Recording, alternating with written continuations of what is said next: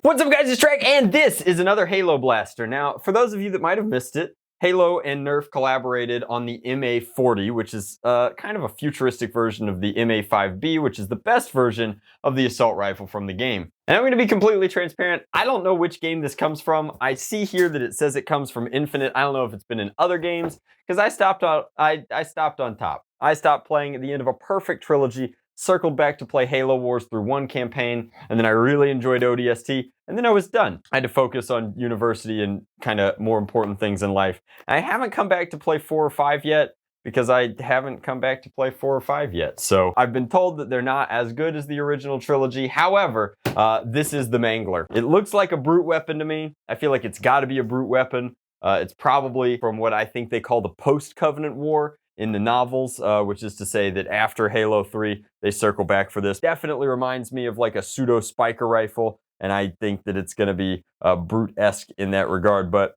we're gonna evaluate it, like I said, from a kind of practical blaster perspective. It is quite expensive. You pay the 343 Studios tax as well as the current Hasbro tax, but what you're going to get is a 6-shot pullback.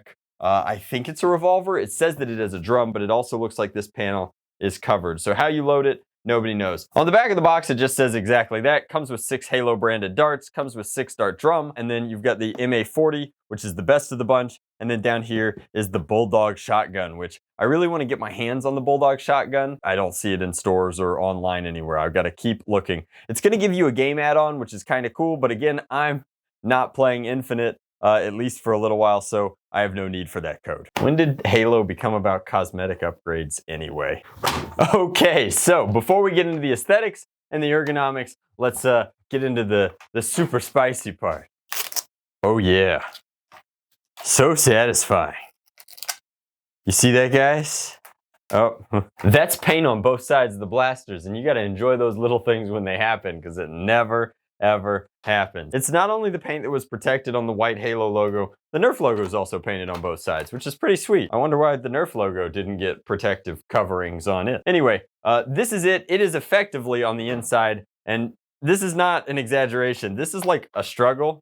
Wait, I guess I broke it in. Well, I was setting it up and playing with it earlier. All right, well, see, that's the advantage of doing some off-camera work, you know? It's not as bad as it was before, but it was very, very stiff. You put these two kind of side panels on, and what you're left with in here is effectively a strong arm revolver. This is the prime. There's no real good way to grab it like this. You kind of have to grab the built-in T-pull here and pull like that, and then it's gonna fire and rotate on the prime. You drop this open so that you can better access the cylinder and rotate through here and load your darts. But it's a 6-round revolver. Oh, I missed one. So in regards to the overall aesthetics, like I definitely wouldn't want to be hit with this. I think that that's kind of how it works. The spiker rifles, the animation in Halo 3 was very much, brute would come up and whack you. That was kind of a slicing thing. This is more of a whacking, like, you know, that I feel like I'm making the right swish noise, where it just sinks. It's 2 knives, so that's harder to stitch up the wound, right? I could pull every Blade Show joke out of oblivion here. Oh, and I hit it, that popped open. Yeah, this breaks in really quick, actually. So again, it's like an aesthetic cover so that you can easily get in here and reload, although it would have been nicer, and like, I don't think that I'm out of line here. I think it would have been way nicer if they had moved this action down, connected it with a, you know, system inside of like a lever, and then rotated through that way and given you actually 12 darts for a full-size cylinder so that you don't need this whole faux thing. Like, I don't know what kind of price target they were trying to hit, but whereas the MA40 feels really quality, like you got a cool prop that happens to be functional for your money, this one feels like they really gave you, like, nothing like revealing inside that they gave you half as much to make you feel like you got half as much. Am I right? Overall, it's a strong arm, right? I anticipate that this will shoot about elite standard performance. The auto retracting feature here is nice, and the overall aesthetic is pretty cool. I would like to see somebody paint one up full prop style. I think that that would be pretty sharp, but we'll take it outside, we'll put it over the chronograph, and then we'll let you know if this one's a smash or pass.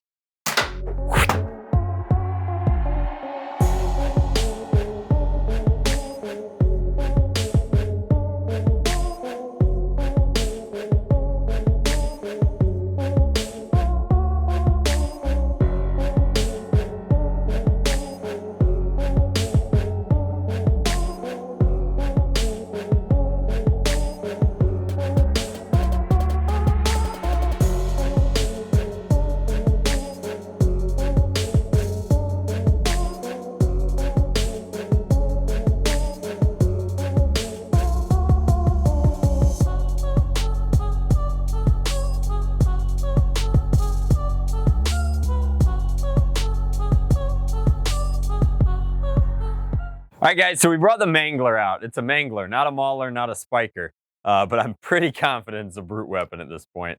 We brought it out. We're going to put it over the chronograph, but before we do, I want to congratulate Boom for winning our $20 gift card giveaway to foamproshop.com. If you'd like to win one and have your comment featured, all you got to do is leave a comment down below. We pick one at random every video as we're careening towards 750K.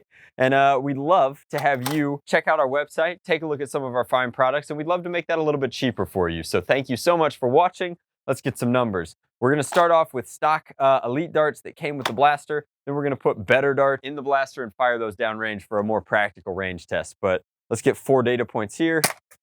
75, 74, duplicate 74, and 72. So slightly above elite performance, which is actually pretty unusual. Normally these video game tie-ins are a little soft. The Overwatch blasters in particular all came in a little shy, but that's pretty cool so far. Now, I hope that you guys can appreciate what a pain reloading through this shroud is, and I imagine that a lot of people who are interested in this just for its blaster capabilities are going to be I mean, these are optional, right? You can remove them. There's no rhyme or reason to having them installed. I do want to put a couple downrange, and then I'll mention that there is one bonus feature on this blaster.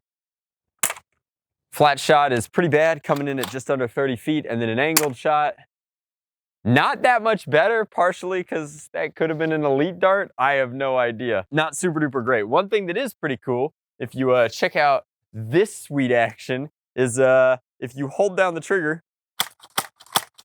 you have the world's least comfortable slam fire. And that's because this kind of curves up and in. And if your fingers aren't itty bitty, if they have any sort of sizable pad to them, you're actually pushing into your fingertips bone with the points of this thing. And when applying slam fire force over and over and over again, it's not the most comfortable. Whoa!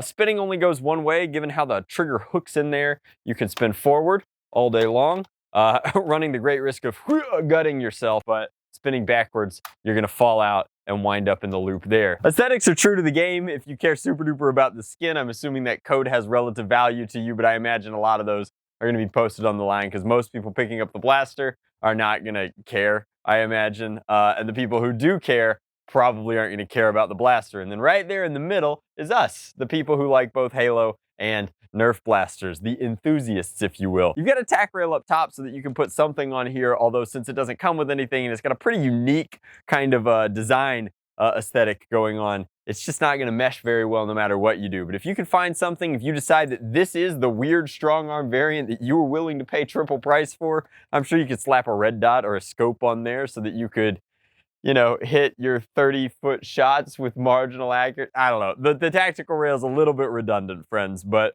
overall, definitely a fine cosplay piece. I don't see a lot of people cosplaying brutes from the game. Maybe if you have a sick grunt cosplay, I have no idea. But just kind of a strange one. I'm way more excited about the shotgun because obviously I have the duds to match. And we'll take a look at that one for you as soon as we can get our hands on it. But that's been the Mangler. I think that this one is a pretty easy pass for all but the most diehard fans of the collaboration. It's not a particularly great Nerf blaster with 6 shots of capacity, and it's not a particularly great prop, being as flimsy as it is. It makes too many compromises on both ends, as opposed to the MA40, which I think is an awesome value proposition for people who are into that aesthetic.